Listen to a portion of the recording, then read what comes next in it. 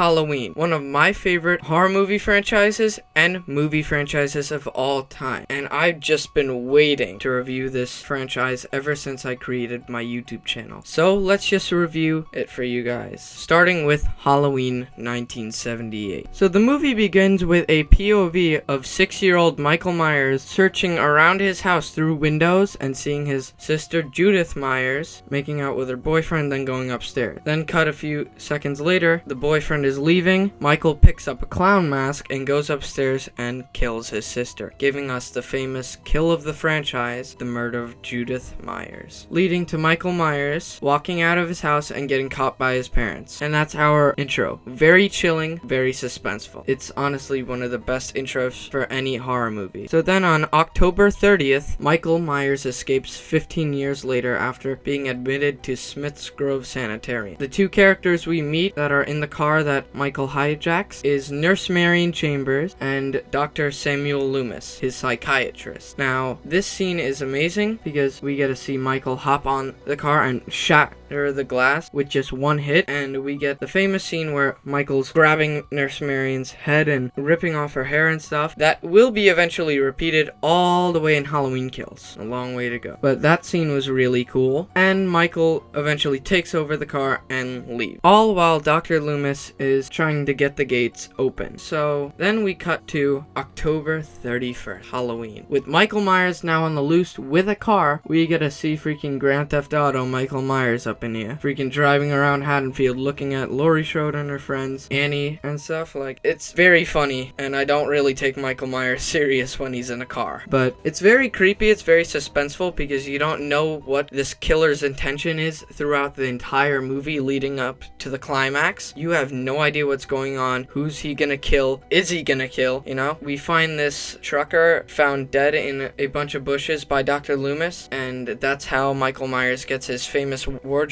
that we'll be seeing all throughout the franchise. And he also robbed a store, according to Sheriff Brackett, one of my favorite characters in the franchise. But it's revealed he robbed a Halloween store and took a mask and a knife and a rope. So we'll get to see how all these items come to be helpful. Now, Michael Myers just puts on the mask immediately, but I cannot wait to see how he uses these other weapons, the rope and the night. So then later that night, we get to see Michael Myers out and about. His first victim is Annie Brackett, Sheriff Brackett's daughter. He takes her out with a simple strangulation using the rope he got and then a knife slit because, you know, the rope was taking a little too long and she was making a lot of noise honking the freaking car and stuff. So that was a cool scene, but unfortunate her character's gone. But this is a horror movie. You can't be acting like an idiot. And while all this is going on, our final girl, Laurie Strode, is babysitting Tommy Doyle and Lindsay Wallace, our children of the movie. And then Michael catches up with another one of Laurie's friends, Linda, and strangles her while wearing a ghost costume, pranking Linda into thinking that was her boyfriend because earlier that night, her and her boyfriend were making out, and then the boyfriend went to go get beers and never came back.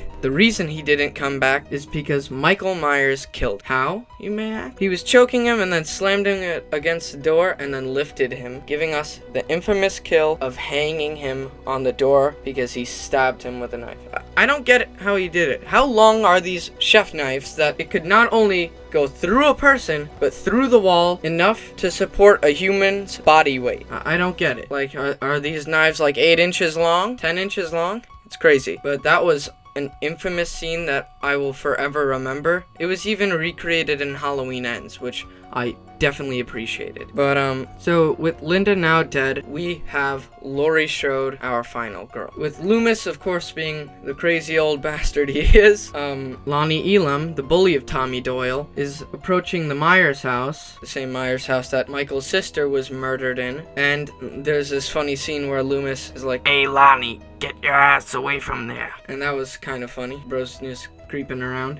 You the real Michael Myers, bro. But anyway, so then he finally notices the same car that was stolen, and he realizes, oh shit, Michael Myers is around here. So while this is all happening, we get an awesome battle between Michael Myers and Laurie Strode, which starts it all, man. The amount of times these two will tussle and fight throughout their franchise is a lot, and this is what started it all. Like, the needle, the sewing needle gets stabbed into Michael, and you think he's dead, and you're just in that suspense of, is he gonna come back or is he dead? And you're just rooting for the final girl to really win this. And of course he comes back, and they tussle a little more. Laurie hides in the closet, and also giving us another infamous scene where he's destroying the closet door. And then Laurie picks up a hanger and stabs him in the eye, giving him that wide eye that you see in Halloween 2018. And then stabs him in the gut with his knife that he dropped, which badass moment for Laurie Strode. Badass. And then Laurie Strode, thinking that this monster is finally killed, she goes, sits down, and relaxes. And you could notice a big cut on her shoulder. And that happened earlier in the fight when Michael Myers just snuck up on her and cut her arm, causing her to fall down the stairs like a complete goofball. But anyway,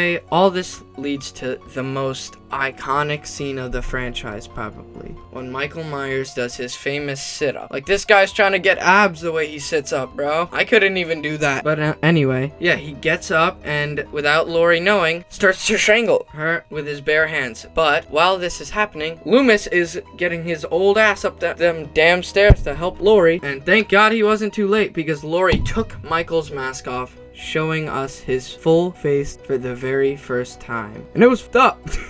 His face was destroyed because of that hanger. But then Loomis proceeds to shoot him 6 times. Yeah, we know Loomis. We know. He proceeds to say it like 8 times in the sequel. But yeah. And then after those 6 shots, he falls off the balcony, and that's where the movie ends. Well, of course, then he goes to look. While he's looking, Laurie says the famous line, "Was that the boogeyman?" And Loomis turns to her and says, "As a matter of fact, it was." Then he looks back, and Michael is gone. Bum, bum, bum! Yeah, what a cliffhanger. Like, this movie, man, is just such a cult classic. There's been reboots. People have tried to copy and paste it and reboot it, all to really no success. Like, especially those Rob Zombies. I like Rob Zombie's Halloween 1, but Rob Zombie's Halloween 2 kind of just lost me right there. But this franchise, man, no matter how many bad movies there are in this franchise, I still love it. It always has held a special place in my heart. It always will. And now that it's the Halloween season, it's that time of year where you start to get into these slashers again. Michael Myers, Chucky, Leatherface, Sam, Killer Clowns from Outer Space, Jason Voorhees in the Friday the 13th franchise. So I really look forward to spending the rest of this spooky season reviewing all these other movies, man. But this movie itself, 10 out of 10. Like I said, cult classic. Nothing could compare to this. And like, it honestly probably ranks number 1 on not only the Halloween movie rankings, but also it is one of the best horror movies ever to be made. It's classic. John Carpenter makes the music sound very good. The classic Jack-o'-lantern intro was awesome and very chilling. And honestly, the Michael Myers theme is definitely the theme of the Halloween holiday itself. Nothing compares. Nothing at all. But this movie is just one big 10 out of 10. Nothing could beat it. Nothing could get you more in the mood for the Halloween season than Michael Myers. Honestly, over these past 46 years, 45 years, I think he's been the most famous slasher. With all these action figures, Funko Pop, movies, Halloween costumes, props, you know? And over the years, they've definitely grossed a huge amount of money at the box office. And yeah, that's really all I have to say about this movie. This has been the review for the Halloween movie. Look forward to the rest of my reviews. And I'm still wondering if I should review Halloween 3 Season of the Witch. It's very confusing, considering I'm doing this for Michael Myers and just for the Halloween season, but Halloween 3 does not have Michael Myers at all. So I'm kind of confused if I should review it. So honestly, it's up to you guys if you want to see that video, because right now I don't think I'll make the video because it does not have anything to do with the franchise, but it's still like a Halloween movie. It's still spooky. It still falls under this category. So honestly, you guys will have to tell me in the comments if I should review the Halloween 3 Season of the Witch, because right now I don't think I will be. But if you guys want to see it, I'll definitely deliver and give it to you guys. But that is the least grossing Halloween movie out of them all, so I highly doubt you guys will want to see that video. But people have opinions. There could be somebody watching this video that be like, "Mr. Movie, you better review this or else I'm coming to your house." Okay, Jesus, bro. Don't need to get out of hand. But yeah, that's really all I have to say about Halloween. Look forward to my Halloween 2 review that comes out very, very shortly, and that's basically it. Bye, guys.